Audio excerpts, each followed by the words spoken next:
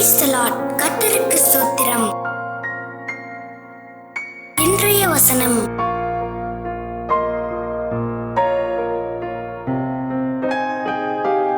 நீதிமொழிகள் 6:16 முதல் 19 வசனங்கள். 6 காரியங்களை கர்த்தர் வெறுக்கிறார், 7 அவருக்கு அருவருப்பானவைகள்.